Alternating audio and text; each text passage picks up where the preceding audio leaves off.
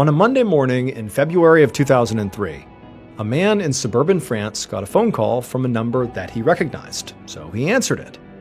But instead of the familiar voice he expected, all he heard on the other end was static and muffled voices somewhere in the background. He put his phone on speaker mode so his wife could listen, and the two of them listened closely to figure out, who's calling me? What is this? And as they listened, they were able to barely make out a conversation happening between two women who they didn't know. And these two women were clearly talking about a murder. And one of the women said they needed to come up with an alibi. But before we get into today's story, if you're a fan of the strange, dark, and mysterious delivered in story format, then you've come to the right place, because that's all we do, and we upload 2, 3, even 4 times every week. So if that's of interest to you, in the dead of winter, sneak into the Like Button's house and cut off all the sleeves to their coats and jackets. Also, please subscribe to our channel and turn on all notifications. Skull, we're at the table. And while Monique cleaned up, the men talked over what they needed to pack for the overnight trip they were about to take. They were heading to a family gathering near Paris, about 3.5 hours away, to celebrate Claude's sister-in-law's retirement. Monique was not going to go, and she had told her family it was because somebody had to stay home with their 4 dogs. And that was true, but there also was another real reason why Monique did not want to be there. And it was because she just didn't get along very well with Claude's family. So Monique and Claude had gotten married almost 20 years earlier, but at the time they both already had multiple kids from previous marriages. Monique had 3 boys, and Claude had 5 girls. And for a while, the two halves of the blended family had gotten along quite well. But over time, there were some personality clashes between Monique and her 5 stepdaughters. When Monique and Claude got married, all 5 girls were at least teenagers, if not in their 20s. And so while they sort of accepted Monique as being part of their lives, they just couldn't view her as an actual motherly figure. They were already close with their actual mother, Claude's ex-wife Beatrice, and so that was their mother, and Monique was like the add-on. Then, in 1993, one of Claude's grandsons, so one of his daughter's children, had accused Monique's eldest son, Jean-Luc, of sexually abusing him, and that had completely ripped the family apart. Now, this was never reported to the police, so there was no actual investigation into whether this really happened or not. But Claude's 5 daughters and Claude's ex-wife Beatrice had fully believed the grandson.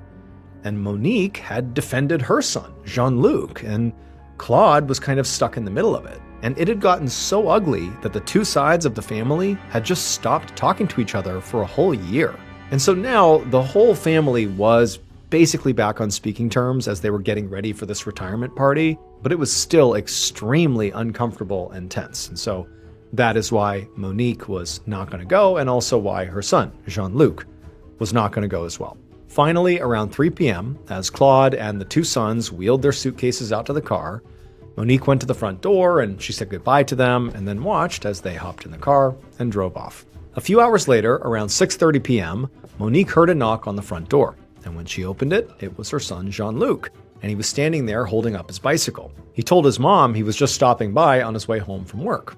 And she said, "Great, come on in." And so Jean-Luc left his bike outside and he walked in, and as he was taking off his coat, he mentioned to his mother that her neighbor across the street, whose name was Henri, had clearly been watching Jean-Luc when he rolled up, like he was basically spying on him.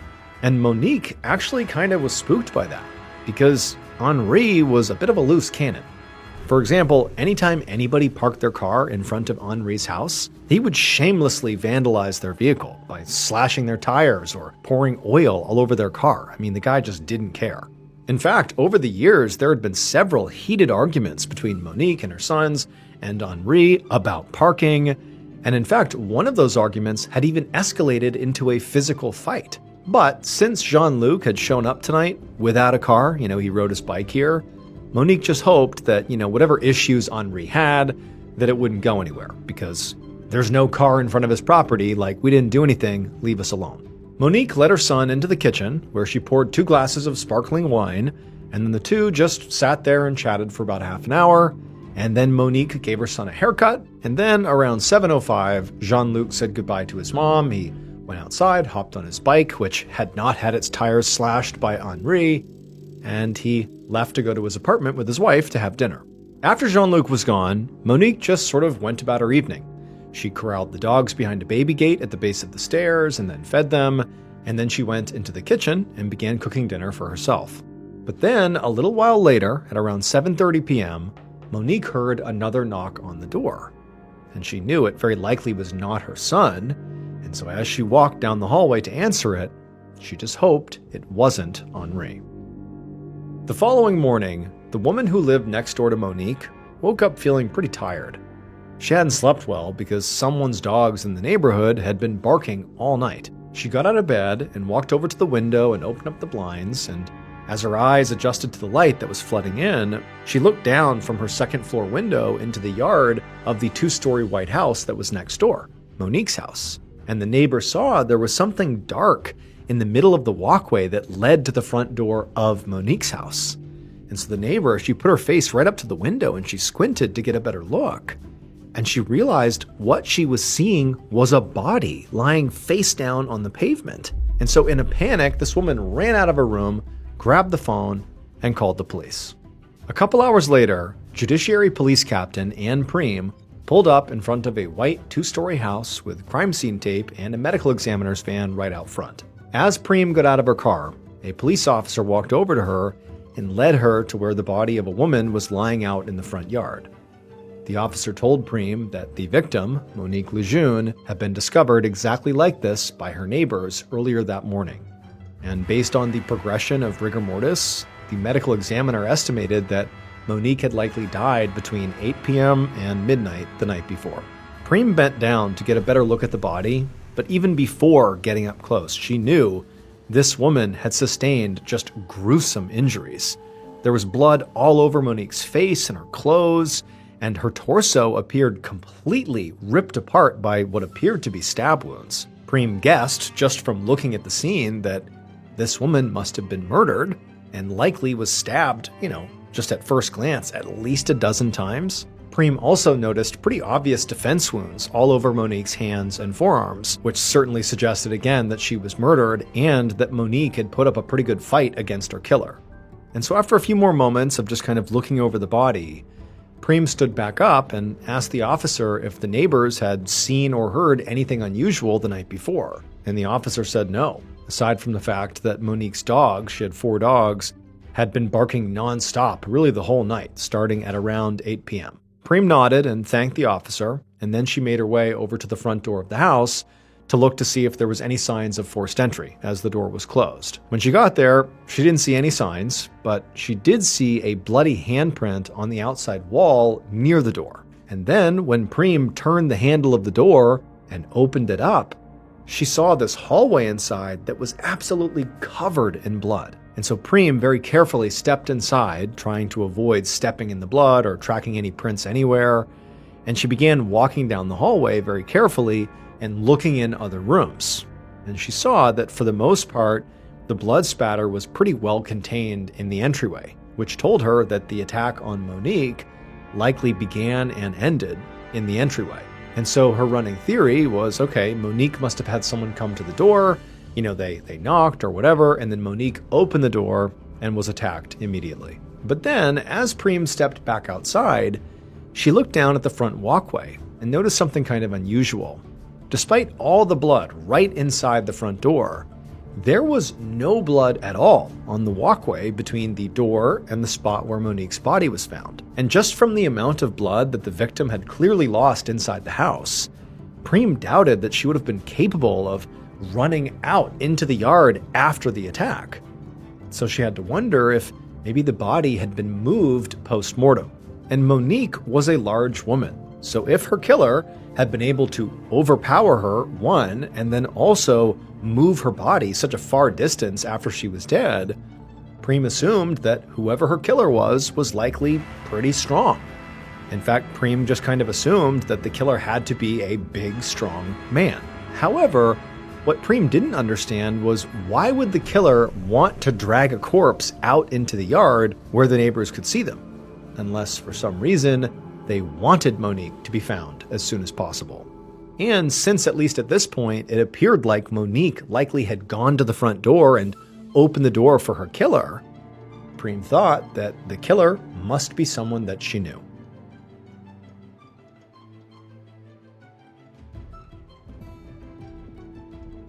Around noon on that same day, so February 8th, 2003, police captain Anne Prem was about to go next door and speak to one of Monique's neighbors herself when suddenly a car pulled up at the curb and 3 men climbed out looking completely shocked and very concerned. By this point, Prem had learned from the neighbors that Monique had a husband and also adult sons, and so Prem assumed that these men must be them.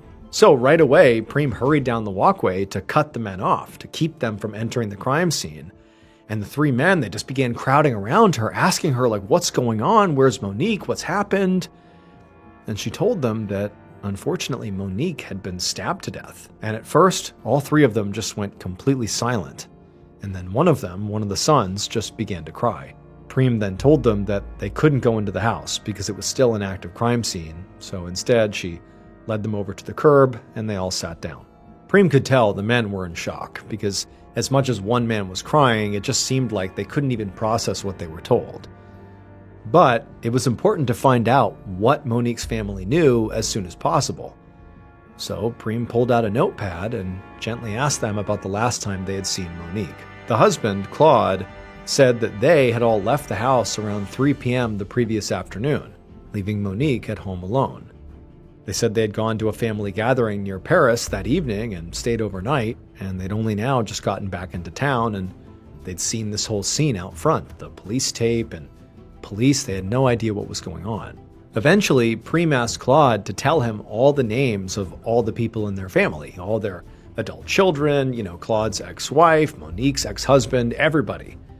But as Claude was giving this information, he told her that he just couldn't imagine anybody in the family being involved in this. Prem nodded, but she knew that it was entirely possible that family was involved. I mean, unfortunately, this stuff does happen.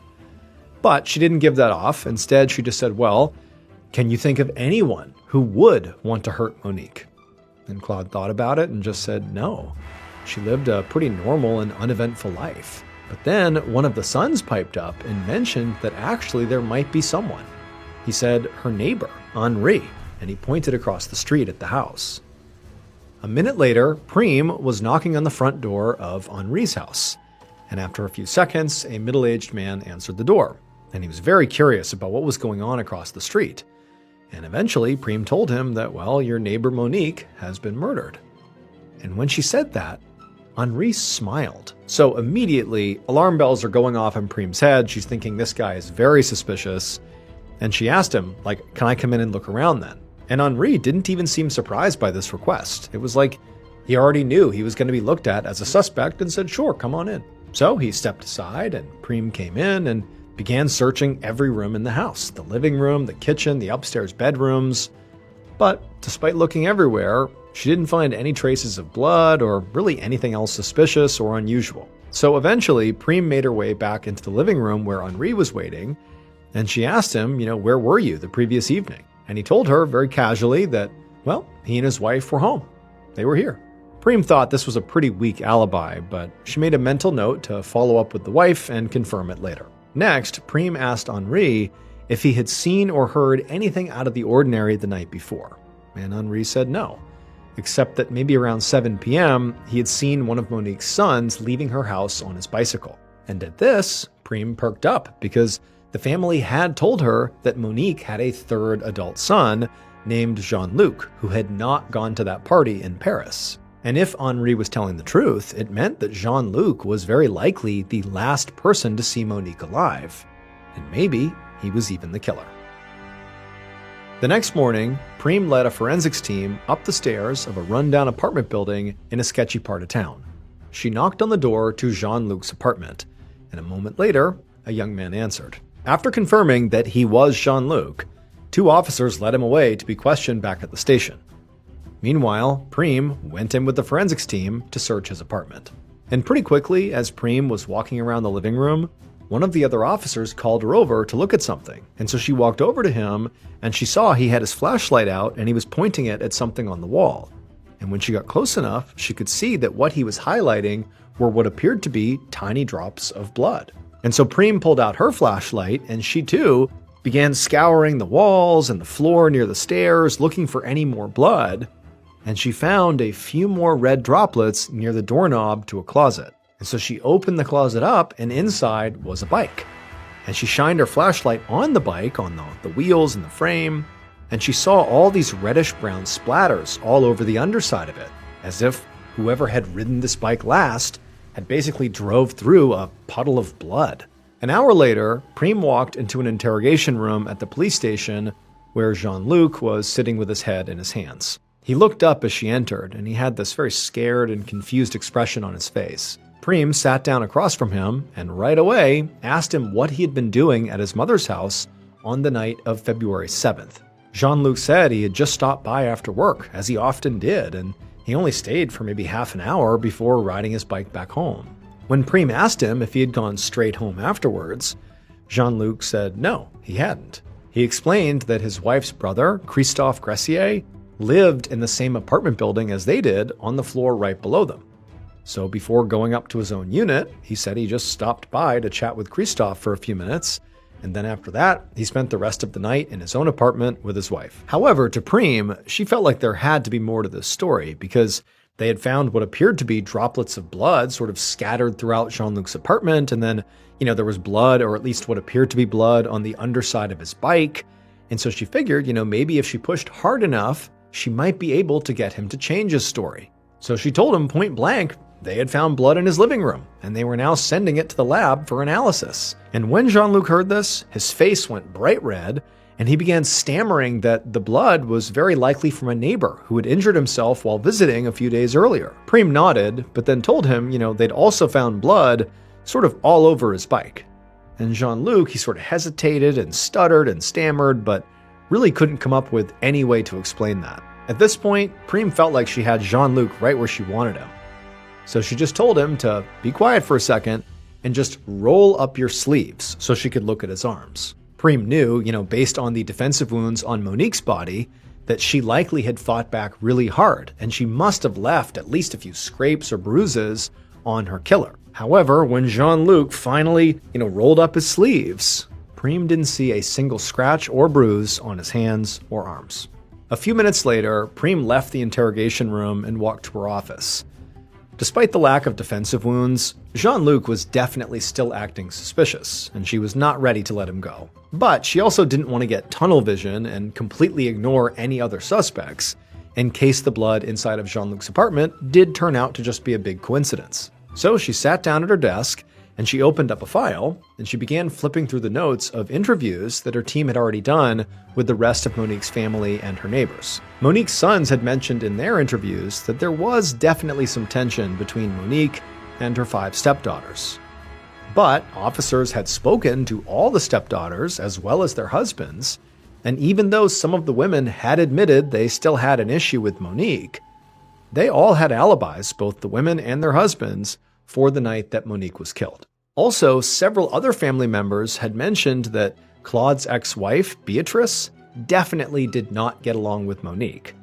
But officers had tracked down Beatrice, and she just didn't seem like a very strong suspect. Beatrice had said, for the most part, she and Monique, even if they didn't get along, they just stayed out of each other's way, and that they hadn't seen each other in over a month. And also, Beatrice was remarkably tiny and frail. She was barely 4 foot 9 inches tall and 58 years old and just seemed really weak.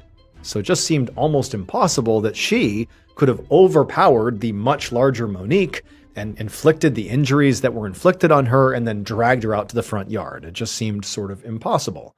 And so, even though she wasn't totally ruled out, for the most part she was. Just then, there was a knock on Prem's door. And when she looked up, she saw there was another officer standing there. And he told her there were 2 people here who wanted to speak to her. Prem nodded, and then a moment later, a very nervous-looking middle-aged man and woman came into the office. They sat down across the desk from Prem, and the man said they had information that could help with the Monique Lejeune investigation. Prem sat up and grabbed a notepad and said, "Okay, tell me what you got." And she began writing as the man explained that he was a co-worker of Christophe Gressier. And Prem immediately recognized that that was the name of Jean-Luc's brother-in-law, the one Jean-Luc said he had visited on the night Monique was killed. That was the person he saw apparently right after he left Monique's house. The man sitting across from Preem said that just a few hours ago, he'd gotten a call from Christoph's number. But when he answered it, all he could hear was a sort of muffled conversation between two women. And at first, this man thought what he was hearing was just an accidental call, maybe by Christoph's kid who was just pressing buttons at random. However, the man said when he put his phone on speaker, he and his wife, who was the woman he was with, they both started listening really closely, and they were able to make out a snippet of the conversation. The two women on the line were clearly talking about needing an alibi and saying something about a man named Jean-Luc. First, the women had said something like, "It's not Jean-Luc's fault, he's depressed." And then the women had mentioned something about a pair of pants that needed to be washed. Preem couldn't believe what she was hearing. Any doubts that she had had about Jean-Luc being the killer pretty much disappeared. And so she took down the couple's names and contact info, showed them out of her office, and then once they were gone, she grabbed her keys and she headed out to go to Christoph's apartment.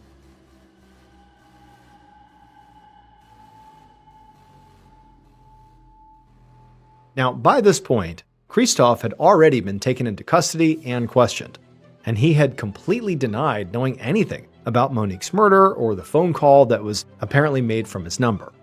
But Preem hoped that maybe a search of his apartment would tell a different story. She walked through each room of the apartment until she found the washing machine. And there, she put on a pair of latex gloves, and she reached inside the washing machine, and she pulled out a pair of pants that were still damp, as if they had just been washed earlier that day.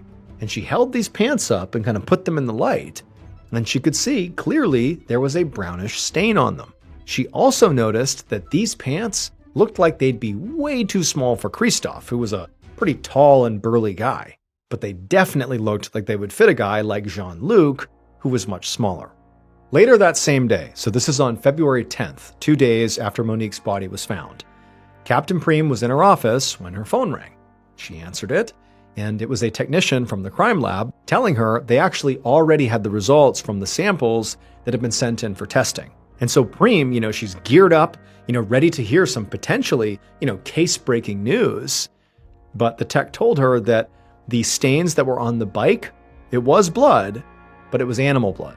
He went on to say that the other little droplets of blood that were in Jean-Luc's apartment, like on the walls and near the door handle of the closet, it was blood, but not a match for Monique's.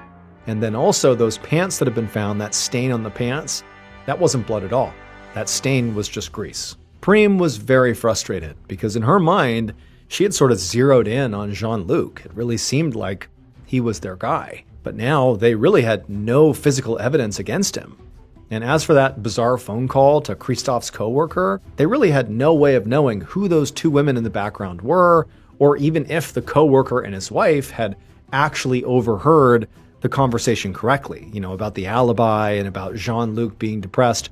Who knows if they actually heard that. So Preem thanked the lab technician for calling with the update, despite how disappointing it was, and she was about to hang up when he told her to wait, because he had one more piece of news for her. He told her that during Monique's autopsy, the medical examiner had actually found DNA under Monique's fingernails, and it was very likely skin cells from her killer that had been scratched off during the struggle.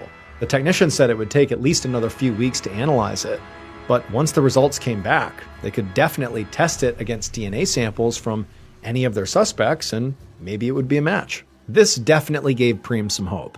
And after she hung up, she began making a list of everyone they would need to get a DNA sample from so they could test against it. She definitely knew she would need one from Jean-Luc and Christoph, and then also that neighbor Henri seemed like a strong suspect too. Preem had actually spoken to Henri's wife and confirmed that, at least according to her, they were together that whole night Monique was killed, but she also knew that spouses were very likely to lie for each other, so it was a flimsy alibi. So at this point, Preem felt like she definitely had 3 good potential suspects to get DNA from. But realistically, that was where her list ended. The rest of Monique's family had been ruled out by this point, and none of the other neighbors really seemed like suspects. And by all accounts, Monique lived a pretty quiet suburban life and just didn't really get into trouble with anyone, so there really was no one else. And so to Preem, it just felt like something was missing here. Like, in the time I have between now and when the analysis is done on that DNA underneath Monique's fingernails, I need to see if there's something I've missed. And so over the next few weeks, that's what Preem did. She pored over all the evidence they'd collected, and she re-interviewed all the family members and spoke to all the neighbors. But despite this huge effort, nothing new came up that brought any other suspects into view. However, at the same time, this is early March by this point, maybe 3-4 weeks after the tech had said they would test this DNA, Preem got another call from the crime lab, and the technician said that the DNA analysis had come back. And even before they tested it against any specific suspects, the results were already enough to narrow down the field significantly. And when Preem heard what the tech had to say about the analysis so far, she realized that this was, in fact, the missing piece of information that she needed. Based on this revelatory DNA evidence and also an eventual confession by the killer, this is what police believe happened to Monique Lejeune on the night of February 7th, 2003. The killer walked up to Monique's front door and knocked, and a few seconds later, the door opened and Monique was standing there. But instead of inviting the killer inside, Monique just kind of crossed her arms and stared. At this point, the killer began to speak. However, what was supposed to be a polite conversation quickly escalated into an argument, with both of them hurling insults back and forth. And then at some point, Monique slammed the door in the killer's face. But before she did, she said one last thing that was apparently so inflammatory that it pushed the killer over the edge. And so without even stopping to consider what they were doing, the killer, after having the door slammed in their face and hearing this totally inflammatory line, they stormed over to their vehicle, which was parked nearby, and they grabbed the knife they kept under their seat for self-defense. And they carried that knife right back to the front door and knocked again. And as soon as the door opened, the killer pushed their way inside, and with a surge of rage, they just started stabbing. But Monique was very strong and big, and she knocked the killer to the ground and actually pinned them there. But the killer managed to wrestle their arm free that was holding the knife. But Monique, she kept fighting back. I mean, this was an epic struggle. And also, the whole time this is happening, Monique's 4 dogs have basically come over to the gate, which butted up against the entryway, and they're watching this happen. And they're barking like mad, and Monique is screaming out in rage and panic and pain, until finally they were able to break away from Monique, who kind of had them pinned, despite, getting stabbed repeatedly. And then once the killer was free, they turned and bolted out of the house. The killer ran across the yard, got in their vehicle, began pulling away, and as they did that, they saw Monique stumble out the front door. She took a few steps down the walkway and collapsed to the ground. But the killer didn't wait around to see if she was really dead. Instead, they sped away. And then they stopped at a supermarket parking lot and threw the murder weapon, the knife, in a trash can. And then the killer went home, and they burned their blood-stained clothes in their stove. They thought that would be enough to destroy any evidence linking them to this crime, especially considering the fact that they knew they were like the last person anybody would suspect of such a horrible, violent murder. It would turn out the killer was the 4-foot 9-inch tall, tiny, frail Beatrice Matisse, Claude's 58-year-old ex-wife. In her confession to police, she claimed she had gone to Monique's house that night to finally, bury the hatchet after years of feuding between the two sides of Claude's family. But she said the bad blood ran way too deep, and when Monique apparently insulted Beatrice's daughters, that was the last inflammatory line as she shut the door, Beatrice said she snapped. Beatrice had actually been ruled out as a suspect primarily because she was really, really small, like too small to have overpowered Monique and then to have potentially moved her body out to the front yard. But it would turn out Monique's body was not moved at all. She stumbled out herself. Monique was apparently so full of adrenaline after getting attacked that she had managed to, chase Beatrice out of the house before she collapsed and died. And keep in mind, she did that after being stabbed over 50 times and losing an immense amount of blood inside. And because Monique had fought back so fiercely, she had managed to get traces of Beatrice's DNA under her fingernails. And so right away, the DNA analysis showed that their killer was a woman, and further testing eventually confirmed that it was a match for Beatrice. Investigators never figured out who made that bizarre phone call to Christoph's coworker, but their best guess was that the women that were heard on the phone call were Christoph's mother and sister, and it was just an innocent conversation about Monique's murder that the coworker misinterpreted. Beatrice Matisse was arrested on March 29, 2003, and she confessed to the murder immediately, although she later recanted the confession.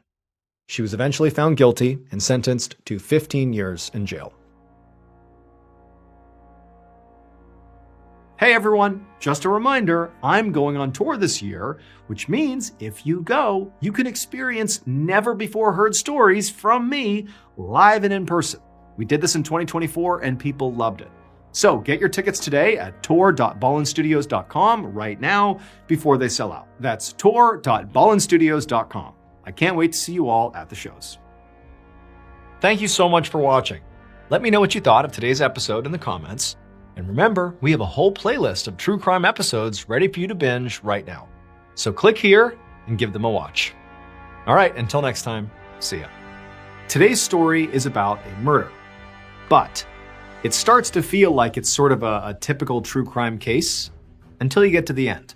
I'm telling you right now, you will not be able to guess who the mastermind was. But before we get into today's story, if you're a fan of the strange, dark, and mysterious delivered in story format, then you've come to the right place because that's all we do, and we upload 2, 3, even 4 times every week. So if that's of interest to you, please log in to the Like Button's computer and change all of their passwords. Also, please subscribe to our channel and turn on all notifications so you don't miss any of our weekly uploads.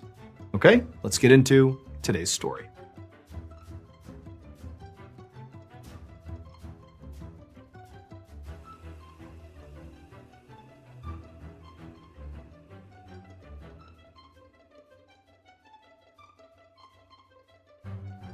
Late on the night of October 13th, 2008, a 43-year-old woman named Hua Saihui sat in her parked car in a dark, desolate area off the side of Highway 61 in New Taipei City, Taiwan. Hua rolled down her driver's side window and then turned the engine off. And for a second, she just sat there and let the warm breeze blow in on her face. It wasn't often that she got a moment alone because she had 3 kids who all lived at home. So she just took a moment to enjoy the silence. And then eventually, she turned to the center console and she grabbed a piece of paper that was sitting there. And she tore the paper into tiny pieces and then tossed them out the open window. But when she did that, she didn't realize that the breeze kind of blew back in at the same time, and a few of those ripped up pieces actually found their way back inside of her car and settled in the pocket on the driver's side door. A little while later, around 3 a.m., a Coast Guard officer drove along Highway 61 doing his regular nighttime patrol. He went under an overpass and into an area where there weren't very many streetlights. And there, in the relative darkness, he saw something that was pretty odd. There was this gray sedan parked half on and half off the road. Intrigued, the Coast Guard officer pulled up behind the car, parked, and got out to investigate. The sedan's lights and engine were both off, and so the officer wondered if maybe this car had been abandoned.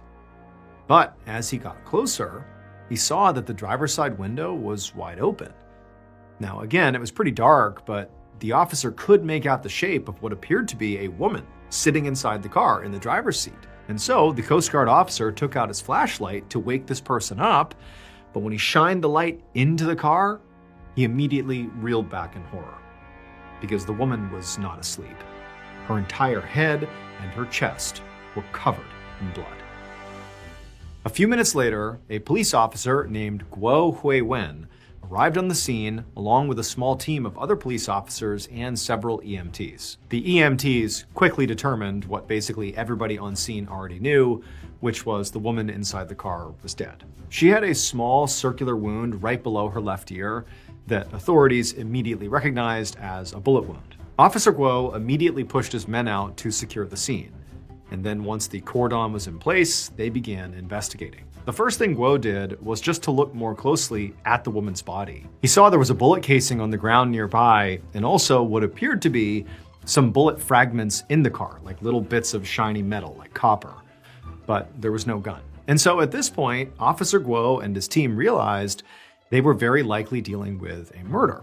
But as he stood there sort of taking it all in and looking at the car and the body, he started to realize that the whole scene just seemed off. First, there were no skid marks behind the car's tires, so it appeared like the woman must have pulled over in a controlled way, not like she'd been, forced off the road by another car. Second, her window was all the way down. The driver's side window was completely down, which meant either she'd been driving with the window down to begin with, or after she had pulled over, or while pulling over, she had rolled it down. And then thirdly, there was no evidence of a struggle, or really any sign that this woman had been panicked in any way before she was ultimately shot.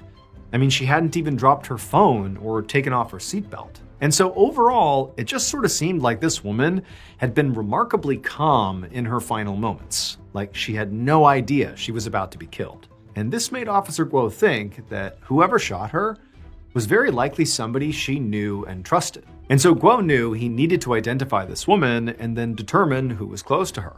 So he took down the license plate number of the car and he was about to go run it through a system to see who the car belonged to. But suddenly another officer came running over and they told him they'd found something really weird inside the car. They weren't sure if what they found was related to the crime, but in the pocket on the driver's side of the door, they'd found 4 small scraps of paper, and each scrap had what looked like numbers or word fragments handwritten on them. They said 65, Dao Leo, Z, and Da. Now, none of these fragments appeared to have any meaning on their own. They likely, needed to be a part of a bigger piece of paper to make sense. In fact, honestly, the words were just pieces of words rather than actual full words themselves. And also, when they began sort of arranging the 4 pieces to see if they could, find meaning in these words and this number, they couldn't do it. It just was all sort of nonsense. And so Officer Guo, he figured these scraps were likely just garbage, but as a precaution, he had his officers bag them up as evidence just in case. Let's take a moment to say thank you to our sponsor, Sherwin-Williams. Choosing a paint color can be easy when you have the right tools. Sherwin-Williams offers several solutions for finding the perfect hue, including color chips, peel and stick samples, and color to go samples, so you can try color before you buy and find your perfect color with confidence. Your neighborhood Sherwin-Williams store delivers color and project expertise, a product for every need, and personalized customer experience. So my wife and I have been renovating our basement to make it our primary hangout space for the family. And in the basement is a custom entertainment center that we had installed, and it was supposed to get painted by professional painters until my wife said, well, hey, why don't we make this our big project over spring break to paint it ourselves? Now, of course, I was thrilled, as any good husband would be, and so what we did is we went to our local Sherwin-Williams store, and let me tell you, the entire experience really was awesome. The staff was very knowledgeable, and they helped us pick the right paint color and finish, the amount of paint, all the supplies we would need, and they even gave us some how-to painting tips. And so my wife and I get home from Sherwin-Williams, and we start our one-day project that quickly evolved into a multi-day project. But at the end of those days, it came out great, and we could not have done it without the help of Sherwin-Williams. And now the entertainment center in the basement is the focus piece of the room, and I can proudly say we did that thanks to Sherwin-Williams. Head to swsamples.com to order color samples for your next project. A few hours later, Officer Guo, along with a member of his team, walked into this huge apartment complex in New Taipei City that was about 40 miles away from where they had found the woman inside of the gray sedan earlier that morning. They went to a specific apartment and they knocked on the door. And after a moment, a middle-aged man opened the door up and he looked very surprised to see police standing at his door. Officer Guo asked this man if his name was Xu Bicheng, and the man nodded and said yes. By this point, Officer Guo and his partner had identified the murder victim. She was 43-year-old Hua Sai-hui. And when they'd started looking into Hua's relationships, they'd learned that she lived in this apartment with her 3 kids and the man who had opened the door, Xu Bicheng. He was her ex-husband. Even though the couple had actually gotten divorced 5 years earlier, they had ultimately decided to continue living together and co-parenting. As Hua's ex-husband, Xiu was an obvious person of interest in this murder. But at this point, Officer Guo wasn't sure how much Xiu even knew.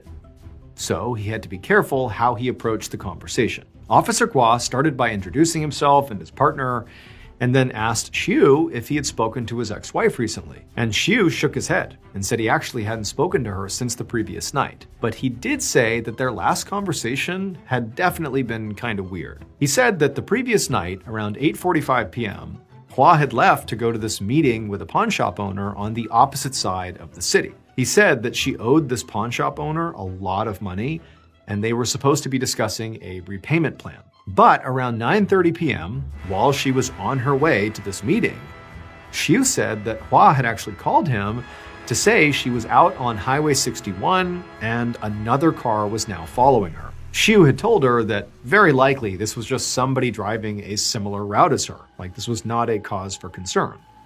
And so ultimately, Hua had sort of agreed and said okay and hung up. And according to Xiu, he tried calling Hua back a bit later, but she hadn't picked up. Xiu said he actually called Hua an additional 10 more times after this, but she never answered, and so Xiu said he really didn't know what became of his ex-wife. He didn't know how the meeting went, he didn't know where she was. Now, after hearing this, Officer Guo's first reaction was sort of to be like, that's absurd. You know, if Xiu knew that Hua was potentially being followed, at night no less, while she's out by herself, going to this relatively high-stakes meeting with this pawn shop owner, and then she suddenly stops answering her phone, why wouldn't Xiu have eventually called the police? Or at least tried to go look for her? Instead, he'd just called Hua a bunch of times, and then when she didn't answer, he just shrugged the whole thing off. You know, the mother of his kids, he just sort of said, oh, no big deal. It just felt like a really bizarre way for somebody to react to this situation. So, Officer Guo watched Xiu very carefully as he told him, what happened. He said he was very sorry, but early that morning, they'd found his ex-wife murdered inside of her car on the side of the highway. When Xiu heard this, his eyes went wide and he began to tremble. And, from Guo's perspective, it looked like sort of a shocked response, a genuine shocked response that he can't believe what he's being told. But he also really couldn't read the guy. He couldn't tell if this was genuine or if he was just performing.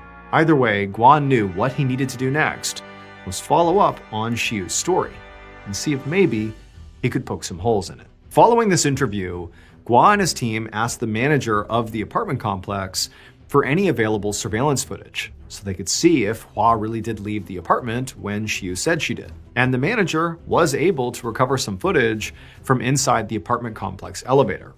And while it did prove that Hua left around 8:45 p.m., like Xiu had said, it also showed something else that struck Officer Guo as kind of strange. In the video, Hua rode down the elevator, supposedly on her way to meet with this pawn shop owner, but for some reason, her ex-husband, Xiu, rode the elevator with her. And during this ride, Xiu kissed Hua for 8 seconds straight, and then hugged her until the elevator stopped and the doors opened. Now, to most people, this would just look like a sort of normal, tender moment between a loving couple. But it was odd in this case, really for 2 reasons. First, because Hua and Xiu were divorced. As far as Guo understood, they were definitely not a romantic couple at all anymore. And then secondly, it was also weird because in Taiwanese culture, public displays of affection are very taboo, especially among older generations. Like, it would be really uncommon for a middle-aged couple to kiss and hug pretty much anywhere except inside their own home. So Officer Guo felt like, the only reason that made sense for Xiu to behave the way he had on the elevator was if he knew something bad was about to happen to his ex-wife. And as they continued investigating Xiu's story, they found more problems with it. They learned that the pawn shop owner did exist, and Hua did owe him a lot of money, but when they actually spoke to him, he said he had not been planning to meet with Hua on the night of her death. He didn't know what she was talking about. Police also got access to surveillance footage from Highway 61, where Hua's body had been found. Now, the cameras didn't cover the part of the road where the murder actually took place, but police were able to get footage of Hua driving along the highway at 9:30 p.m. the time Xiu said she had told him she was being followed. But on this video, there was clearly no other car following Hua. Now, it was technically possible that Hua had lied to her ex-husband Xiu for some reason, but to Officer Gua, it seemed much more likely that Xiu was now lying to him and making up, this story about the car following his ex-wife. After learning all of this, Officer Gua and his team went back and looked at all the surveillance footage from the apartment complex, and they also got access to Xiu's cell phone GPS records to see if they could track his movements on the night of the murder. But what they found really only complicated things, because according to the footage and Xiu's cell phone pings, he was inside of his apartment all night. There was no way he was the one who shot Hua. But to Officer Gua, this didn't mean Xiu was innocent. He wondered if maybe Xiu had hired someone to commit the murder on his behalf. He didn't know, but he just felt like Xiu had to be involved. But that theory still left a lot of unanswered questions. Like, why would Xiu have wanted Hua dead in the first place? And why would Hua have calmly pulled over and opened her car window for a hitman potentially? And so Officer Gua thought about it for a little bit, and then he had an idea. Maybe the person Xiu hired wasn't a stranger.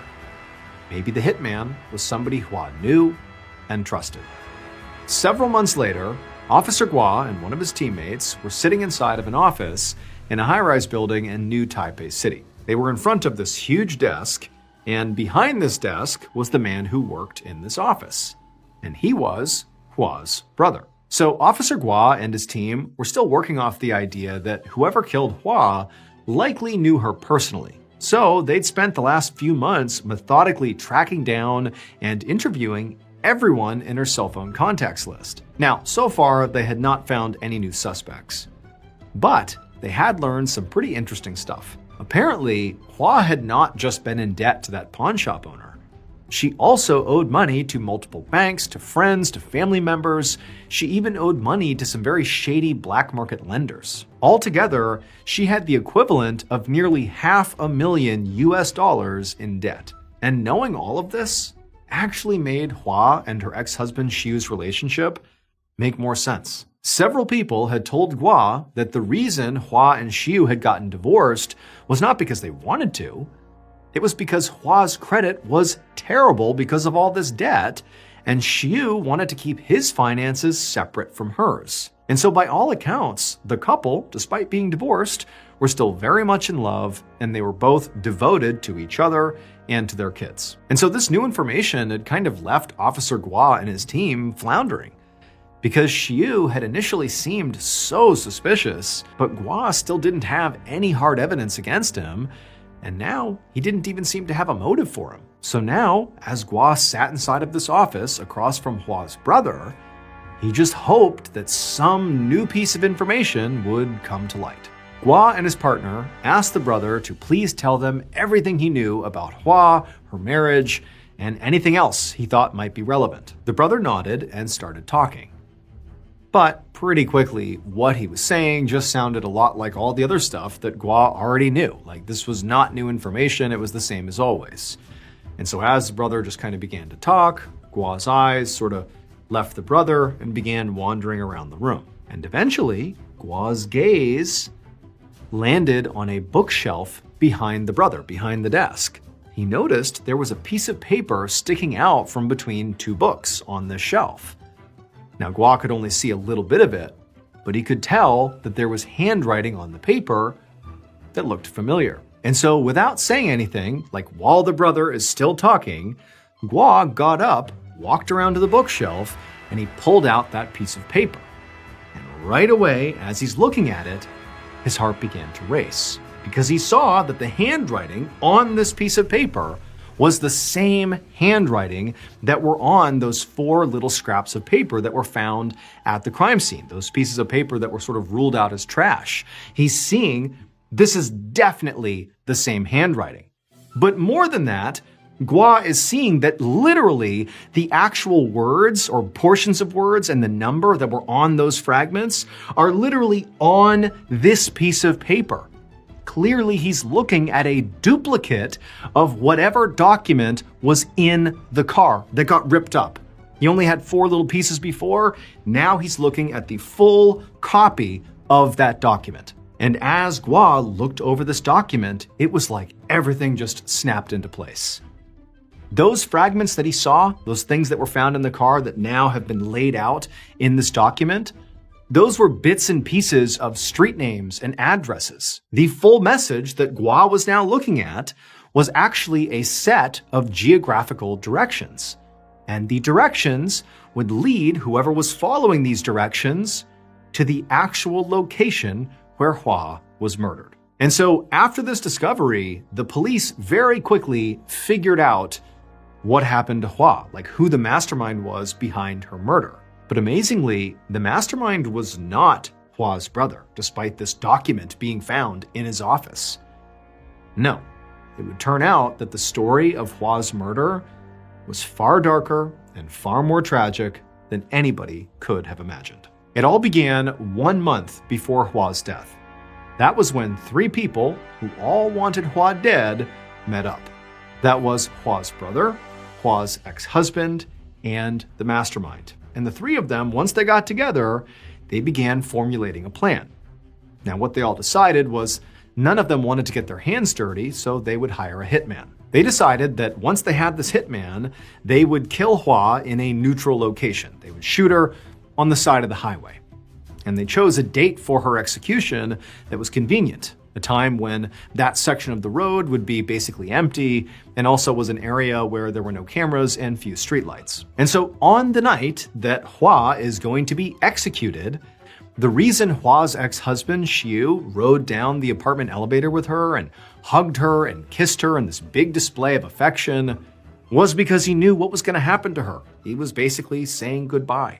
And then after Hua left the apartment, Xiu contacted Hua's brother, who then called the hitman. And then the hitman used the directions the brother had written out for him, those same directions that Gua had found in his office. The hitman used those to get to the location where they were going to kill Hua. And when he got there, he just pulled off to the side of the road and he waited. A little while later, the hitman saw Hua's gray sedan pass by him and come to a stop on the side of the road. And so at this point, the hitman got out of his car, he walked up alongside Hua's car, her window was down, he pulled out a gun, and he shot her. It would turn out the 3rd person who met up with the ex-husband and the brother who wanted Hua dead, who was the mastermind behind Hua's execution, was Hua herself. The reason Hua had those directions in her car that she ultimately ripped up at the end and tried to dispose of is because she needed directions to go to the place where she was going to get killed.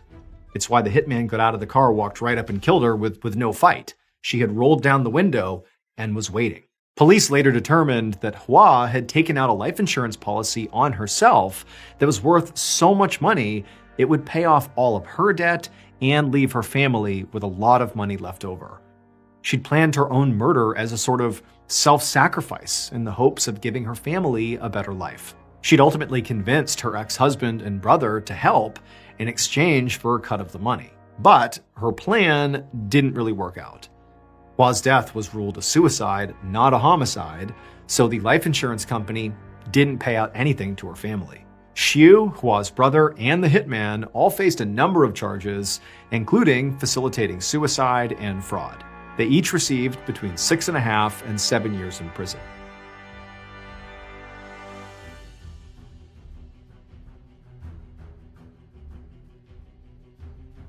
Hey everyone, just a reminder, I'm going on tour this year, which means if you go, you can experience never before heard stories from me live and in person.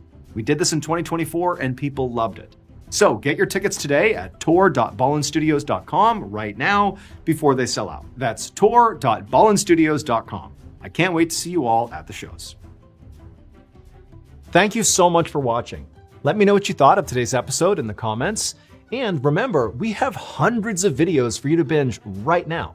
But if you're looking for a recommendation from me of that one video that's worth your time, well, it's this one right here. So give it a watch. All right, until next time, see ya. So tonight I have two stories to tell you, and they're great stories, but when I was thinking about how I would go about teasing the stories like I do at the top of these episodes, I couldn't quite think of sort of what the connective tissue was between them.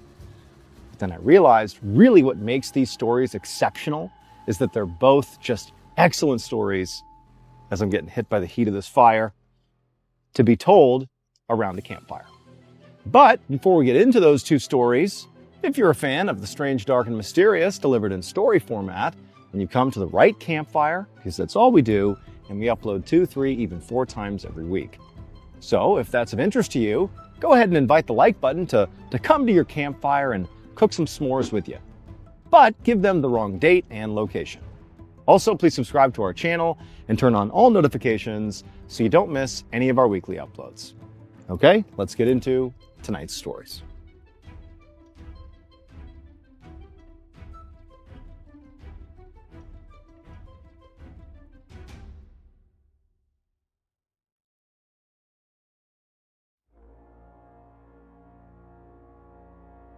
In the late 1990s, in rural New York, there were these two teenage girls named Rachel and Molly, and they were both very good friends.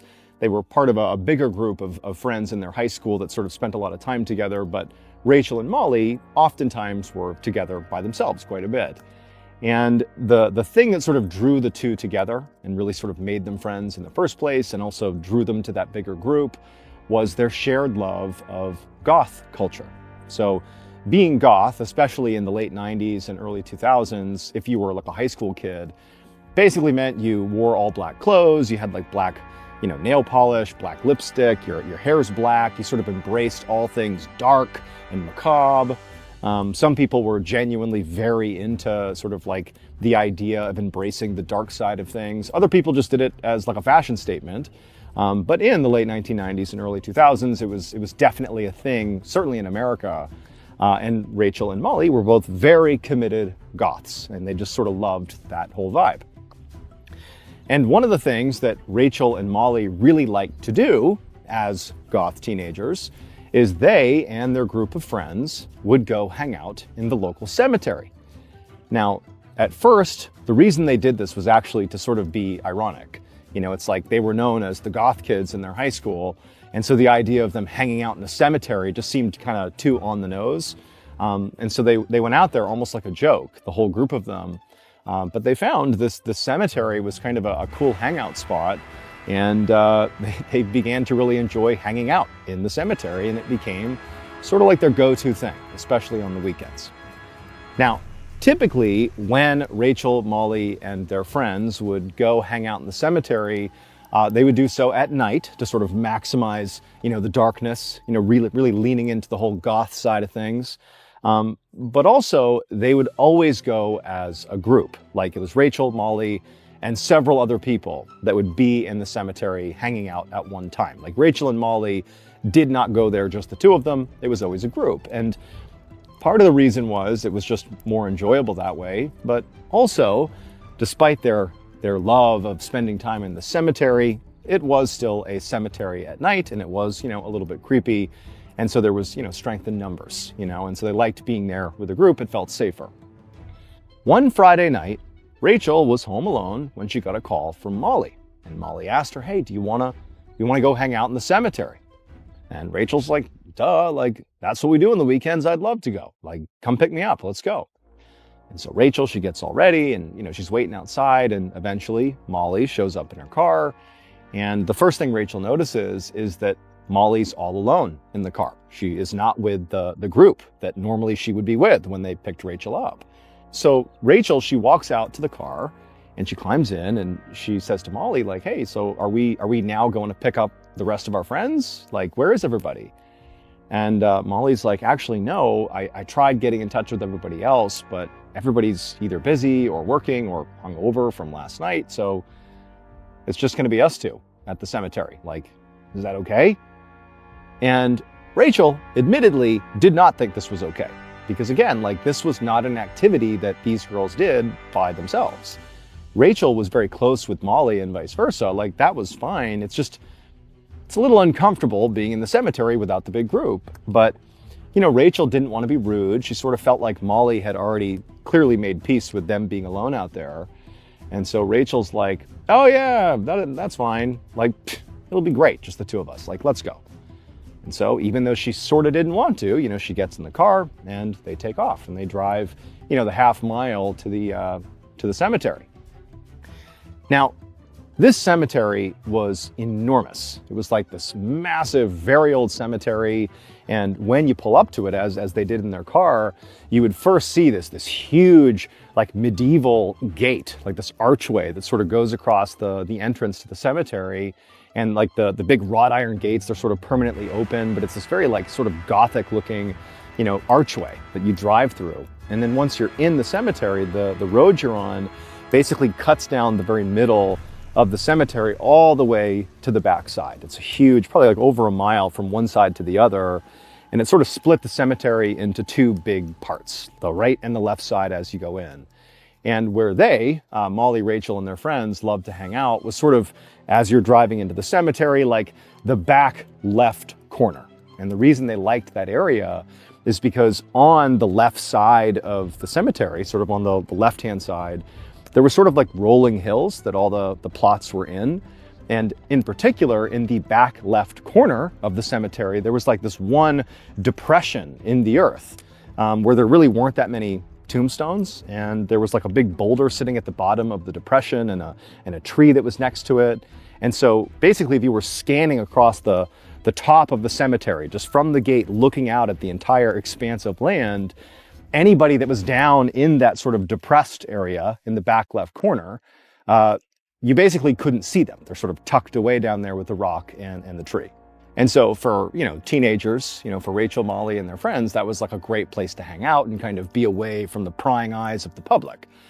And so, Rachel and Molly, they drive through this gate and they make the familiar drive right down the middle of this road all the way to the very back of the cemetery.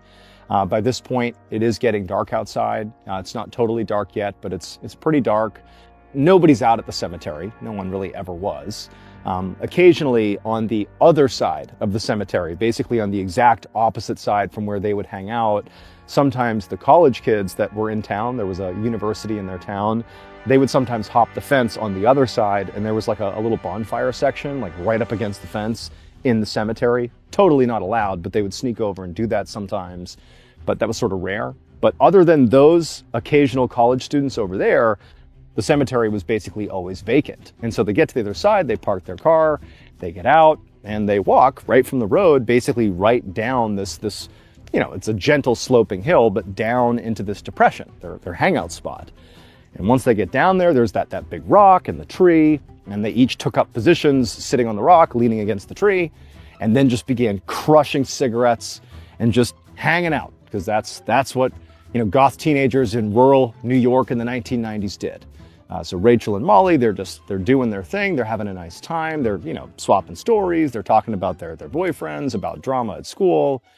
And eventually, it gets fully dark outside and the girls are still just having a nice time. And Rachel's actually thinking to herself, like, actually, this is kind of nice. Like, this isn't scary. This is kind of cool. Like, I'm having, good one-on-one time with my buddy here. But eventually, as they're down there, they start to smell smoke. Now, remember, periodically, on the other side of the cemetery, like pretty far away, was that bonfire area that college kids sometimes would, start bonfires over there. And, when Rachel and Molly had first come into the cemetery, they had looked over there and hadn't seen a fire. But they're thinking, we've been hanging out here for quite a while. It's entirely possible that in the time we've been down here, that those kids have hopped the fence, started a fire, and that's what we're smelling. Now, the fire itself really had no bearing directly on whatever Molly and Rachel were going to do that night. I mean, they're on opposite sides of the cemetery. But Rachel and Molly knew that historically, whenever there was a bonfire over there, eventually the police would always show up, because you're not allowed to do that. And they would kick off, the kids, they'd make them put their fire out. And then always the police would do, a check of the entire cemetery. And anybody that was hanging out in there, like Molly and Rachel were, also got kicked out, even if they were not starting fires. And so Molly and Rachel, they look at each other after smelling this fire, and they both sort of have the same thought, like, we should probably just leave, before the police get here and make us leave. And, after all, they'd been there for quite a while. They were about ready to leave anyhow, so this was like no big deal. So, they put out their last cigarette, they got their stuff, and they turned and began walking back up the hill, back in the direction they had come down on, back in the direction of their car. And as they're walking up, they're expecting to crest the hill and, see their car and see the whole cemetery and, maybe way off in the distance, maybe they'll see a flicker of the bonfire that they must be smelling. But as they walk up and they see their car and they look out across the cemetery, they don't see a fire over there. Instead, basically right over to their right, 100 meters away from them, was another sort of depression in the cemetery, another rolling hill that sort of went down out of sight. And they could see basically the tops of a flickering fire in the neighboring depression, 100 meters away. Now, when they showed up, they were definitely alone on this side of the cemetery. There was nobody else here. And so clearly someone has shown up and started a fire while they were here. And they've never seen any behavior like this. This is completely unusual. No one starts fires over here. What is that? So the two girls they're curious.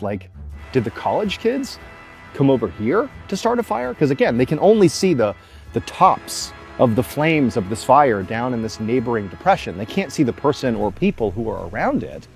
But they're thinking the people over there have no idea that we are over here. And so the two girls are like, well, what if we kind of go back down to where we were and sneak up the far side of our sort of hilled in area and poke our heads over and see whose fire this is. We'll see the college kids and see what they're doing. We can spy on them or something.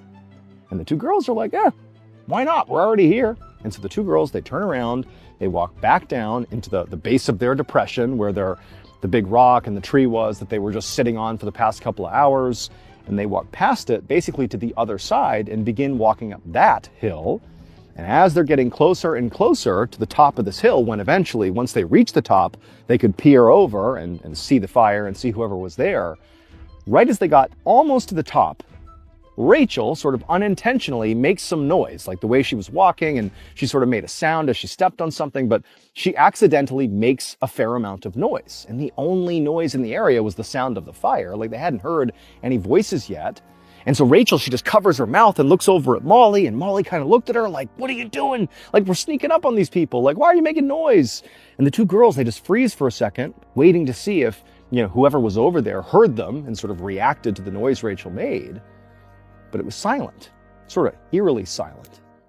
And at this point, Rachel and Molly, it was the mood just shifted. They had not reached the top of the hill yet. They had not seen whoever was at this fire. But it was something just felt wrong now. And the two girls looked at each other and they're like, maybe we should just turn around and leave. And they both were like, yeah, let's get out of here. This doesn't feel right. And so right then and there, the two girls, as quietly as they could, turned and retreated back down to the center of the depression where the rock and the tree was, and they begin walking back up the original side of the hill in the direction of where their car is parked at the top. And as they're walking up, Rachel just happens to turn back around where they had just been, just to look in the direction of where they had just been. And now she sees there is clearly a man standing on the ridgeline with the fire behind him, illuminating him, and he's just standing there sort of ominously staring in the direction of Rachel and Molly. And he's just not saying a word, he's just looking in their direction. Clearly he was the one over at the fire. He must have heard them. And Rachel, she whips around and she's like, Molly, look. And Molly looks and she's like, let's get out of here. We don't know who that guy is. We got to get out of here. And so Rachel and Molly, they begin quickly walking up the hill. And then a second later, Rachel turns back around and the man is no longer on the hill. But then she sees movement and she realizes he's running down the hill in their direction. And so the girls start screaming, they start running up the hill. Rachel's constantly looking around and this guy's gaining on them. They get to the top of the hill, they charge over to Molly's car, they jump inside, they lock the doors, they fire it up and they drive off. And as they're driving, Rachel's looking out the back window and she sees this man basically looking. He's reached the road, he almost got to them. And he was looking in their direction. And as they drove off, he just slowly turned and walked back down the hill out of sight. And so Rachel and Molly, they're totally shaken up by this. Clearly that wasn't a college kid. Like that was a 40-something-year-old man who they had never seen before. Like the whole situation just felt totally just creepy and spooky, and they really didn't know what to make of it. They sort of felt like what could have happened if he reached us? Like what was he trying to do? Like what just happened? But ultimately, when they got home, or when Molly dropped Rachel off at her house, the two girls were sort of like, man, that was crazy, huh? They kind of like chalked it up as like just a crazy night, like, oh boy, we better, stay out of there alone at night, like it was just sort of a joke by the time they were done for the night. And so Rachel, she goes into her house, doesn't even tell her mom. She just, puts her stuff down, goes to her room, and Molly, she went to her house, and she too didn't even tell anyone. She went to bed as well. The next morning, Rachel woke up and she went downstairs into the kitchen, and her mom was in there. And her mom was just kind of doing her morning routine. And when she saw Rachel come in, she said to Rachel, like, hey, how was your night last night? And Rachel was like, oh, it was fine. Me and Molly went out. It was fine. No big deal. And her mom was like, oh, did you hear what happened last night? And Rachel's like, no, what do you mean? What happened?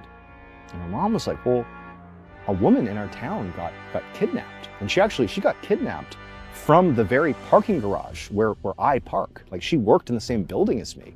She got kidnapped. And Rachel's like, oh my God, like what happened to her? Like, did they find her? And Rachel's mom is like, no, unfortunately it was too late. When they found her, she was dead. And in fact, whoever kidnapped and then killed her brought her body last night to the local cemetery and burned her in this huge bonfire. And whoever did it still hasn't been caught. And when Rachel heard this, it was like her whole world came crashing down, because suddenly she understood what had happened the night before. That fire was no ordinary fire.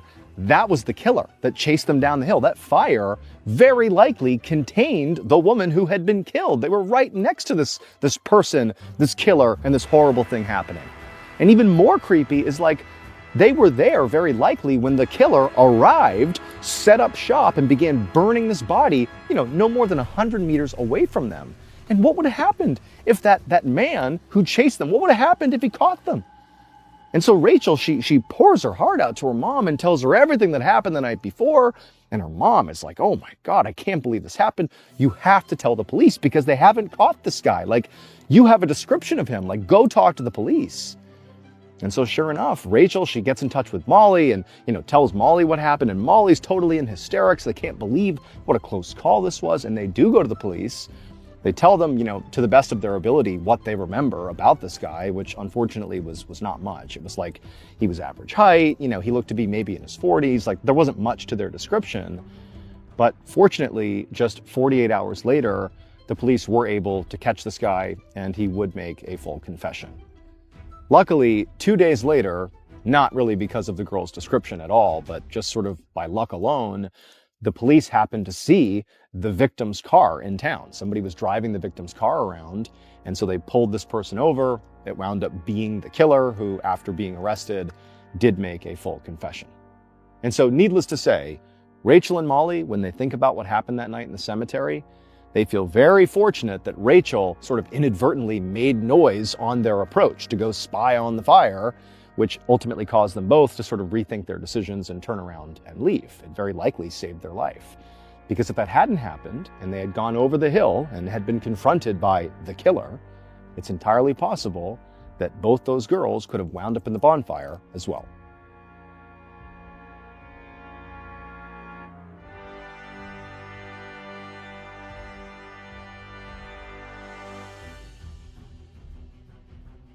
So before I became MrBallen and, told stories on the internet, strange, dark, and mysterious stories, I was in the military. I was a Navy SEAL for 7 years. And there was a time where I believed that was going to be my calling in life. But I ultimately got hurt, and honestly, it wasn't really a fit. So I wound up departing, and then obviously the rest is history. I became MrBallen. But, I have lots of stories about my time when I was in the military. I have lots of really funny stories about training and scary stories, about my actual service overseas. But one story that has always stood out to me was actually what it was like to deploy for the very first time to Afghanistan. And this is not really a war story. And that's why this story sort of stands out to me. So, I spend, years, literally almost 3 years training and becoming a Navy SEAL. And then it's like, okay, I get to my SEAL team on the East Coast in Virginia. And, so SEAL Team 2 is where I was. And we start training for our deployment, and we find out it's going to be to Afghanistan. And, this is back in 2013. And so, going to Afghanistan likely meant combat. In that time, there was still definitely active combat operations happening.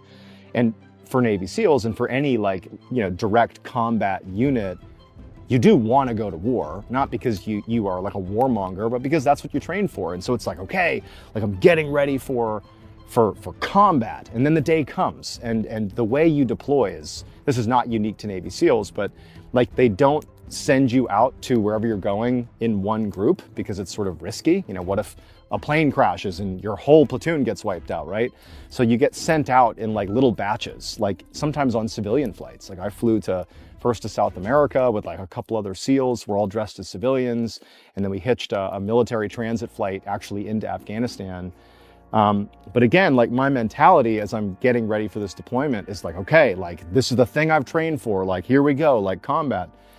And I remember I was on this military plane. This is the last leg actually getting into Afghanistan. And when we actually flew into Afghani airspace, which is an active war zone at the time, the pilots, the military pilots, they turned the lights inside of the aircraft from the white overhead, daytime lights to red. And they told all of us to stay away from the windows.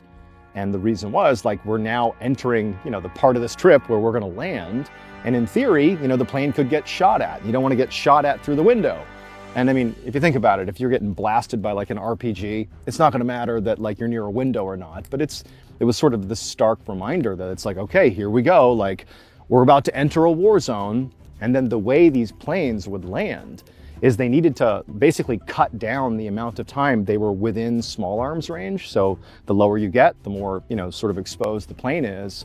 And so the way they'd land is they would take these really steep descents and basically like fly straight down and then land really abruptly. It was like sort of gnarly. And so we're coming in for this crazy landing. The red lights are on, everyone's tucked away from the windows. And I'm like, okay, we're getting ready for Afghanistan. And we touch down. And it's a successful landing, and now we're in this like pretty well fortified base. Shank is what it was called.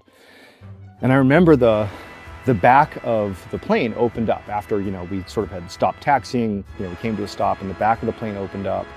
And remember, my mentality is like, okay, we're going to war, right?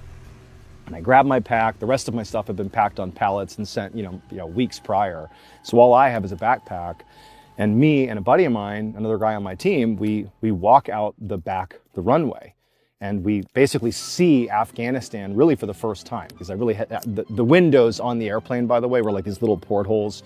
You really never got a good look, not to mention we had to avoid the windows. So this is like my first view of Afghanistan. And I remember just like looking around, and it was just unbelievably beautiful. Like Afghanistan is shockingly beautiful. It's in every direction, 360 degrees, these just enormous, like massive snow-covered mountains and just beautiful fields. It's like untouched land. And like we're in the middle of this like jagged scar across the earth, which is this like NATO base where war is sort of launched out of. But it's like you're looking around at just this unbelievably beautiful place. And it was like in such contrast to what I believed I was coming here for, or what I was there for, like to fight in a war. And it just like didn't compute. Like this is too beautiful a place to be having a war fought. But I mean, very quickly after sort of seeing this environment and being like, oh my gosh, we were quickly ushered over to this like holding area, and we had to grab our stuff. And then before long, we had jumped into these very up-armored military vehicles called RGs, which are like 50,000 ton anti-IED vehicles. Basically, if it detonates underneath you, in theory, you'll survive. And out we go, from the base we were on out to this like very forward operating base that was sort of out in the sticks. And it was like sort of a vulnerable spot. And it was where we were going to be operating from for the next 6 months. Our mission was pretty vulnerable. We were out sort of actually actively fighting the war. But that first night, we get to our actual base, this very stripped down, like very vulnerable spot out in the middle of nowhere. And when we got there, there were the previous team was still there. They were wrapping up their deployment. And there were interpreters who are a central part of the warfighting effort, from our side. And a lot of these interpreters who are pretty young, like in their 20s, like they've been out there working with various units that have come through those bases for years. And because they're working with NATO, they don't have a place outside of the base. Like they're targeted by the Taliban and other sort of militant groups because, they're working for NATO. They're traitors, And so the great promise for these interpreters is that by working with NATO, eventually they'll be given the opportunity to leave Afghanistan and come to the United States. And for some people that's true, not true for everybody. But these interpreters are like hard as nails. They've been in so many gunfights. Like these people have seen some crazy stuff. And my role was to work with these interpreters. I was going to be someone that worked with our partner force. And so I get to this little outstation, it's late at night, and it's sort of overwhelming, this whole thing. The team that was already there, SEAL Team 8, they were so cowboy by this point. They'd been in combat now for the last 6 months. They're all just jacked and huge beards. They could care less about anything. And I'm super green. And I went and I met with one of our interpreters to sort of give me a lay of the land of what to expect over the next couple of days. And so we talked about some operations we'd likely do and sort of, got to know each other a little bit. But at some point, one of these interpreters, the guy I was talking to, who maybe was 25, 26, and I was in my 20s too, he said to me, he goes, bro, and they all talk in Western slang. Their English is rugged, American military slang because they're around 18-year-old Marines 24/7. He's like, bro, have you heard the story of what was in the cave in Kandahar? Now, we were in a different part of Afghanistan, but he was referencing Kandahar, Afghanistan. And what I would come to find out is there was this story about a giant, a creature, some huge creature that lived in a cave out in the mountains of Kandahar. And Afghanistan, again, is this huge, just mountains everywhere. And there are all these cave systems up in these mountains, some of which are untouched by humanity. And this Terp was like, bro, I'm telling you, it's real. There was a giant up in the caves in Kandahar. Have you heard about this? I want to know more. The interpreter did. And so, we didn't really talk much more than that, but it was planted in my mind that there was this real belief by this interpreter that there was some truth to this, what sounded like sort of a folklore, this crazy story about a giant in a cave. And so it stuck with me. It stuck with me that I'd heard that story. Fast forward, years later, I'm out of the military and I've become MrBallen. I've begun telling strange, dark, and mysterious stories on the internet. And I was thinking about what stories I wanted to tell. This was in the very early days of having the channel. And I suddenly remembered the Kandahar giant. And I was like, man, I want to look into that and see if there's any truth to what my interpreter was getting at.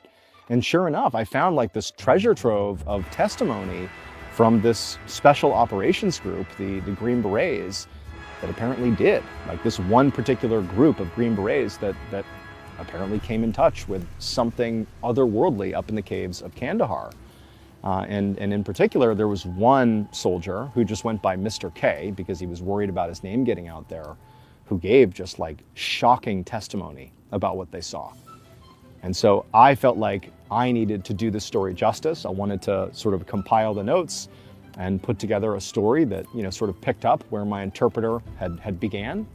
And I told the story years and years ago. And tonight, I'm going to tell you that story again. So in 2002, there was this Army infantry unit that was out doing a patrol in the Kandahar mountain range. And again, you got a picture, just massive snow-covered mountains. I mean, this is a huge area. And, a lot of times in 2002, these patrols, you'd be sort of looking potentially for cave systems where Taliban fighters would be camping out, or, sometimes there'd be fighters that were down in the valleys below. But these patrols were fairly routine for NATO in 2002. And so this unit, they're out on patrol, and generally the way it works, really independent of what branch of the military you're in the US military, when you're out on patrol, you basically update some level of higher command as you're doing the operation. And also, by the way, virtually no operations, no matter how routine or mundane, like no operations aren't planned out. Like everything is planned. Like what time you get there, how long you're going to be there, what you're trying to do, when you're going to leave, what platform you're going to use to leave. Like everything is really coordinated. And so this unit, they went out, for the, umpteenth time to do this patrol. And at some point in the middle of this patrol, the higher command lost contact with them. And the reason this immediately stood out as problematic is, it wasn't totally unusual for a group to lose comms. I mean, you're trying to communicate across huge mountain ranges, using, these radios that are really a lot of times not that great. And so losing comms is not that unusual. But generally speaking, like a lot of times if you lose comms, you get it back pretty quickly. And so there had been a pretty long period of time where no one could get in touch with this unit. And then on top of that, as higher command was beginning to figure out like what we should do here, should we send out a quick reaction force to go find them? Should we send air assets overhead to go try to look for them that way? As they're thinking about that, somebody realized that not only had they suddenly gone silent, this huge infantry unit, but also they had not called in a TIC before they went silent. So a TIC, or troops in contact, is the acronym for basically being in a gunfight. And the reason this is important is, when you're in a combat zone, your higher command doesn't automatically know if you're getting shot at or if you're in an active gunfight. You need to call it in. And the reason you call it in is because you may need huge help. You might want air assets to come in and save the day. You might need a medevac. You might need reinforcements.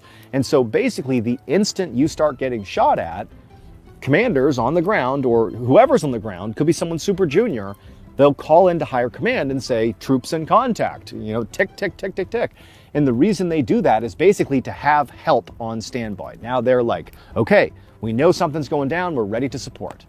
And in fact, what we saw when we were in Afghanistan is, if anything, we were like too quick to call in a TIC, because it's sort of like a cheat code, right? Like, oh, I think I heard gunfire way over there, call in a TIC. And then immediately you got like warthogs overhead and crazy assets everywhere, like you're totally protected. We sort of took advantage of it. And a lot of people did. Like, it's rare for the reverse to happen. Like, people are not conservative calling this in. And so for an entire unit to suddenly go like silent, having not called in a TIC, it's either a huge like radio problem, but that usually gets resolved relatively quickly, or it's something else, something that is just harder to define because it just doesn't really happen very much. And so after a certain amount of time had passed, when still no one could get in touch with this unit, ultimately the Army decided this was, a big enough deal. There was enough people in that unit that were now unaccounted for, that they decided to send in an elite military unit to try to find them. And so they tapped this Green Beret unit. So the Army's top special forces team, the Green Berets, they grabbed a group of those guys and said, you go out into the mountains of Kandahar to their last known location and figure out what happened to them. And one of the people that was in this detachment of Green Berets was Mr. K, one of the people that gave pretty incredible testimony that I'm about to relay to you right now. So Mr. K and the rest of his small group of Green Berets, they hop on helicopters and they fly out to this section of Kandahar where, this infantry unit was last. And they touch down, and you've got to understand that this is like rural as rural can be. There is, no people. Like, there's no cities, no nothing. There's like mud huts periodically, but it's just like mountains. You kind of feel like sometimes when you're in Afghanistan that you're like almost on a different planet. And so they touch down and they look around and they see nobody. Like there's no locals, there's certainly no American military or NATO. It's just like a wasteland in all directions. And they know that the area they're searching is pretty sizable and it's very mountainous. So it's going to be like a very rough several days of basically hiking through the mountains trying to find any sign of this unit. And so they touch down and they all have like extremely heavy packs on. I mean, you got all your ammo, your equipment, like this is a rugged thing they're doing. And they start hiking through the mountains. Based on the brief that unit had given before they stepped out for this mission, they sort of had a rough idea, Mr. K and his unit, of the direction of travel. And so they're sort of following that direction. But as they're hiking through the mountains, I mean, the unit that Mr. K was a part of, they didn't find anybody. And for several days, I mean, they're out there in the mountains just hiking all day. You know, they came into contact a couple of times with the enemy, but there wasn't even any ticks or anything. It was just like at a distance, like, oh, there's some fighters over there. But they're on a mission to find these missing soldiers. So they're not trying to engage with anybody else. Like, they're just hiking and looking for any sign of this unit. But again, for a few days, they couldn't find anything. Finally, though, on the fourth day of this rescue mission, so during the daytime, Mr. K and his team, they're walking along the mountain range, and they decide to take this goat trail that they can see right ahead of them. It sort of goes up and over the top of this mountain. They decide, okay, we're just going to take that goat trail and see what's on the other side. You know, there wasn't any clear agenda for why this goat trail was of interest, but they're like, oh, you know, everywhere else we're walking is just rugged and awful. At least this goat trail, a literal trail made by goats running along this area, is easier to walk on. So let's take that, we'll follow it to the other side, and we'll see what's up there. You know, and also we'll be up higher and we can maybe get a view down into the valley on the other side, and maybe we'll see something. And so Mr. K and the rest of the Green Berets began making their way up this goat trail, which sort of, you know, meandered its way up and then eventually onto the other side. And as they're walking up, they start to notice these little bits of plastic and metal sort of strewn about on the trail. And at first, as they're walking, they don't actually know what they are. But as they keep moving, they start to realize that these are parts of military equipment. Like, these are parts of radios and other stuff that would definitely belong to, for example, an infantry unit. And so now, like, Mr. K and the others, they got their rifles sort of ready to go. They're walking up more apprehensively because they're thinking, like, this is obviously connected to what we're looking for. Like, who knows what we're gonna find once we cross the top of this mountain? Like, are we gonna find like a bloodbath? Are we gonna find the missing unit waiting for us? Like, they don't know. And so they continue walking up this trail, and as they get higher and higher, they find bigger and bigger pieces of military equipment on the ground, like whole military backpacks, like bigger chunks of radios. And then also they began finding bits of uniform, like military uniforms that even in some cases still had like name tags and patches on them. And they were able to see very clearly that those uniforms, at least, definitely belonged to the specific unit they were looking for. So they know, like, they've discovered their first real lead here, and it doesn't look good. And so up the goat trail they go, and they finally get to the very top. And I say this, you know, I'm trying not to be biased because obviously I was a Navy SEAL and I think very highly of US Special Operations and their training. But, you know, Green Berets and Navy SEALs, they're very different and definitely do different jobs. But in many ways, they are peers, certainly in terms of like the rigor of training. And one of the things that is just absolutely true, and I've seen it in combat, is that when stuff gets wild, like in a combat scenario, in a dangerous scenario, these Green Berets would have absolutely fallen into their training like flawlessly. This would not have been, no matter how crazy or how insane whatever they saw on the other side of the mountain, whatever it was going to be, they were ready for it. And so they would have been like dialed in, making their way up the mountain, getting ready to handle whatever's up there. And so, you know, Mr. K and his team, they make their way to the very top of this goat trail. And when they crested the top, what they saw was like this plateau. So it wasn't like a peak, it was like this flat section of the mountain. And actually there was another section of the mountain that sort of went up beyond the plateau, and there were these huge like cave entrances that sort of basically fed out. These 3 cave entrances fed out onto this plateau, as if it was like the plateau was the front porch and the cave entrances are like the doors that lead into this upper section of the mountain.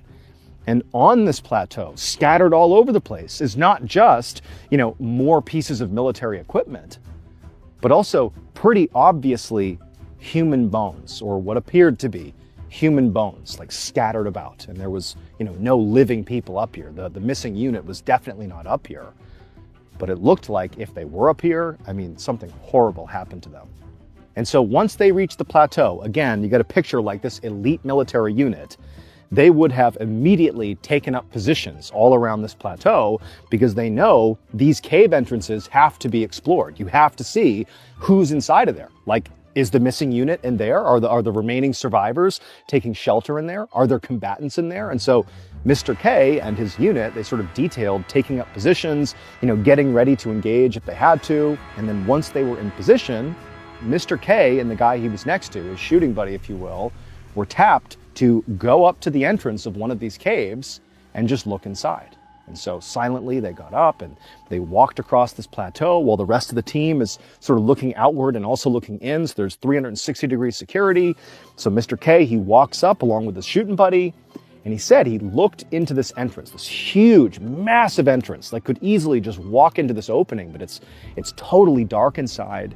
And so he goes into the cave, and once he gets in there, like it's very dark, and he's sort of trying to look inside to see if he can see anything. And it does go back a little ways. But, he barely takes a couple of steps into the cave when he realizes, like, there's like this sheer cliff within the cave. Like, you basically walk in and then it shoots straight down. And, Mr. K, he caught himself and he looked down to see if he could see what was down sort of in this pit within the cave, but it was just too dark. He couldn't see anything. And then, like, as he's standing back up again, getting ready to sort of assess what he should do next, he sees like a flash of movement in the far backside of the cave, basically beyond this crevasse that he can't cross. And so Mr. K instinctively raises his gun like he's ready to engage whatever this is. But before he can, this enormous spear, like a massive javelin, comes soaring out of the cave and impales the shooting buddy. His name was Dan, the other Green Beret that was next to Mr. K, who went up to explore the cave.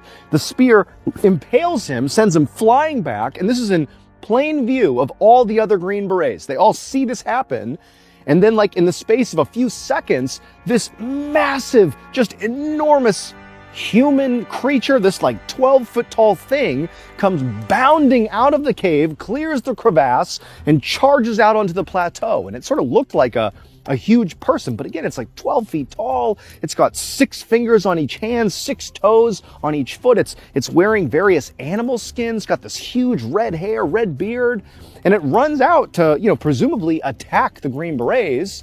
But immediately they just start shooting it, and in like seconds, this massive creature falls to the ground, dead. And so at this point, like after the creature is down, nobody knows what to make of this, but again, it's like they fall back into their training. They immediately, once they know the threat is down and there's nobody else coming out of the cave, they run over to Dan to provide, life-saving care. But Dan's dead. He was killed by this javelin. And so now the team, they poked their head into the cave to make sure there wasn't anybody else, but as far as they knew, there wasn't. And for sure, this giant was dead. And so like they hadn't found the missing military unit, but now they have a casualty and like they have this horrible thing that's happened.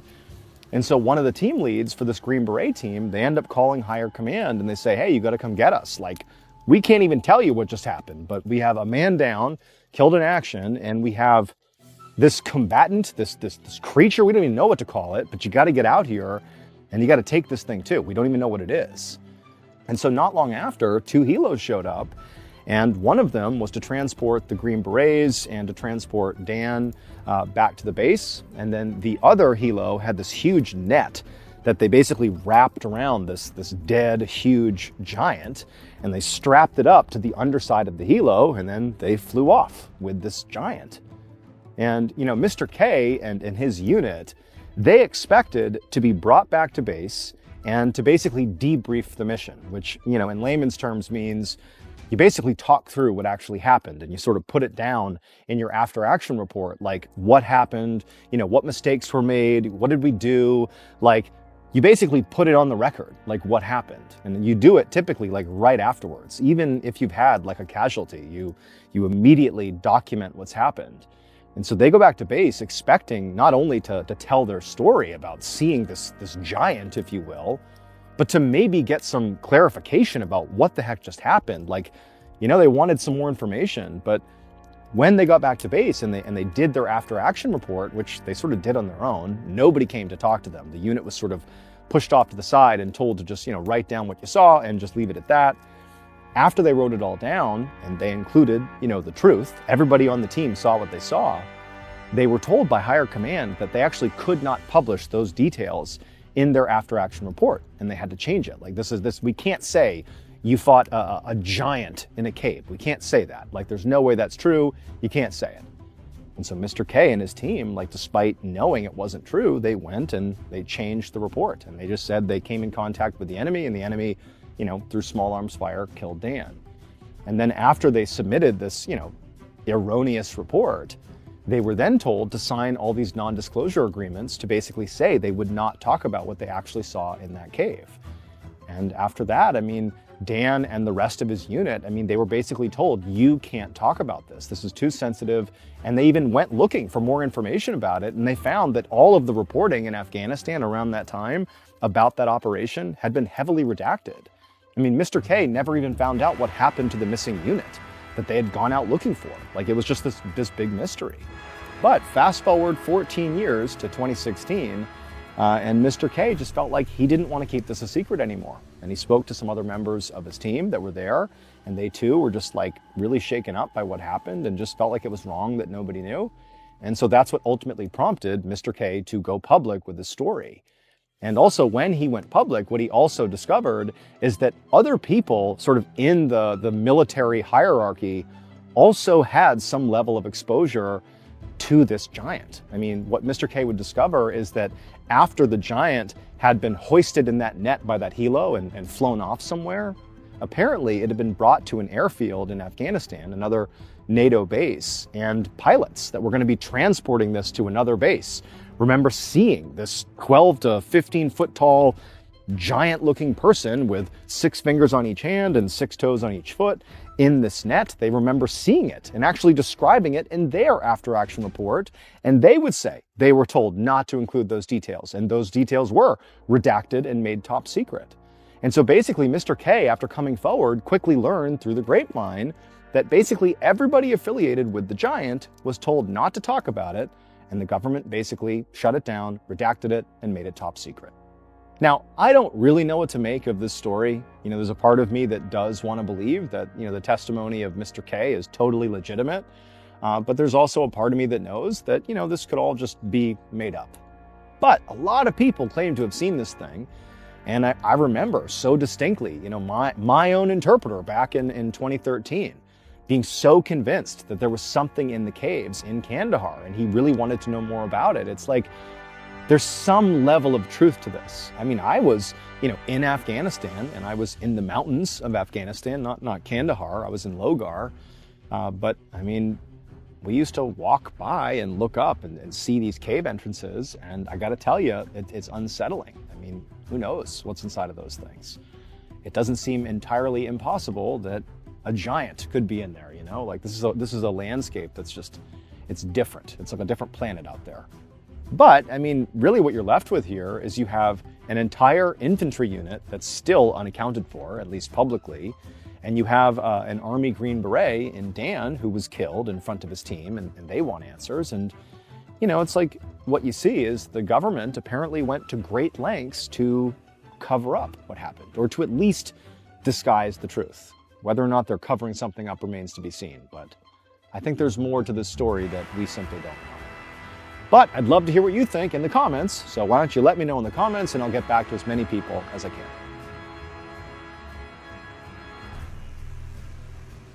Hey everyone, just a reminder, I'm going on tour this year, which means if you go, you can experience never before heard stories from me live and in person. We did this in 2024 and people loved it. So get your tickets today at tour.ballenstudios.com right now before they sell out. That's tour.ballenstudios.com. I can't wait to see you all at the shows. All right, thank you all so much for joining me tonight at the campfire. And if you enjoyed this, remember, we actually have a whole playlist of campfire episodes that are ready for you to binge right now. If you want to do that, go ahead and click right here and give them a watch. All right, until next time, see ya.